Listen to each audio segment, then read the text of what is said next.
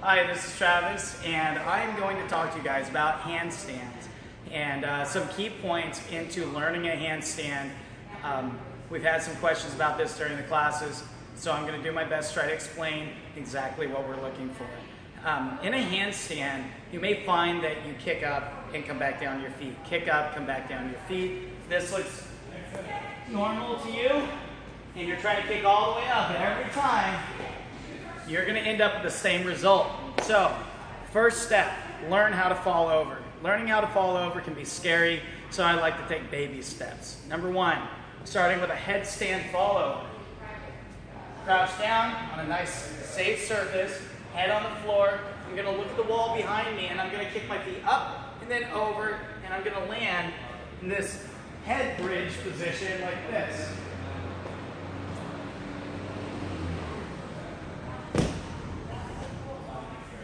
Once you have mastered that, you're going to start doing a mini handstand.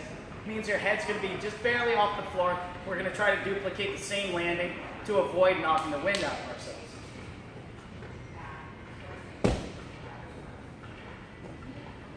As you get better at these, you can start kicking up to a full handstand.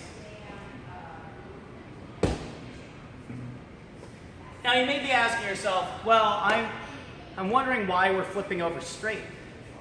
You see a lot of people turn out of a handstand this way, or you'll see people roll.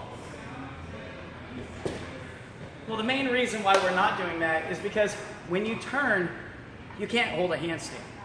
So whether or not you're going over, if you think you are, you turn, you can't hold the handstand. If you decide that you're going over and then you roll, you cannot hold the handstand. So what we try to do is kick up full handstand as high as absolutely possible and do our best with our hands and our bodies to save it from falling over. Providing we can push with our fingertips hard enough, we may be able to bring it back to a handstand position. So, for example, I'm going to kick up to a handstand, not high enough. I'm going to kick up again, pushing, pushing, pushing, and fall. So I like to call this the 50% rule. When you kick up to a handstand and you're trying to learn a static handstand, one that doesn't move or walk, 50% of the time, you should be falling over. 50% of the time, you should be landing on your feet. The reason being is there's this amount of space at the top of your handstand that allows you to stay in the handstand. So a little bit of leeway this direction or this direction, and you can stay up there. So just like standing on my feet, I can lean backward, I can lean forward, but I don't necessarily need to take a step or tip over. So you learn what your hands' capabilities are in the handstand, and when you're tipping over, you press with your fingertips, you're going to find where you fall over, or you're going to find where you get all the way up and you bring it back down. So every handstand should go one of two ways when you're learning. Straight over or back down to your feet.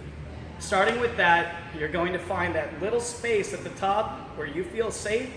You can hold the handstand, and if it starts tipping over, you know it's going to be okay. You're not going to freak out, and you may actually learn to save it. Good luck, and happy handstand.